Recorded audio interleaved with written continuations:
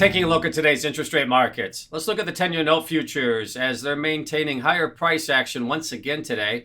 10-year note futures trading higher 5 out of the last 6 trading sessions. Now yesterday a little bit of selling pressure, but now a continuation of the higher price action, moving us back towards the recent closing high from 2 sessions ago, which was 110.27, currently priced at 110.25. So just off those recent highs, which correspond with the highest level since early April. So basically a little over 2.5-month highs as we maintain this upward price level.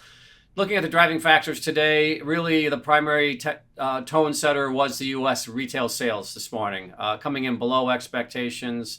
We are now experiencing some slowing data points as far as economic activity the last week or so, and that's keeping the Treasury markets bid. Now, the other thing that's influencing the markets today are Fed officials speaking all day long. We had 5 different Fed officials speaking, but really to this point, not impacting the market too much. So really the real driver appears to be the release of the data this morning for the retail sales here in the U.S. Now, looking at the general yields, I should say general trends in yields, but we're seeing the yields moving lower once again today.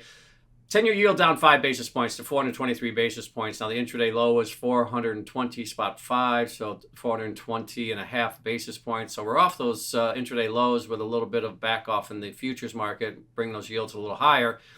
But overall, when you look at the yields here, this is the low end of the range for the last 2.5 plus months. And the yield curve is moving lower pretty much across the board today as well. We're seeing buying pressure from the 1s all the way out to the 30s. Now, the real buying pressure appears to kick in at the 2s to through 30s. The 1s are down 1.5 basis points in yield today, but then you get into the 2s and beyond, it's 4 basis points or more. So the yield curve moving lower, buying pressure across the most of the curve today, and the 10-year note futures moving back towards recent highs, which correspond with better than 2.5-month highs.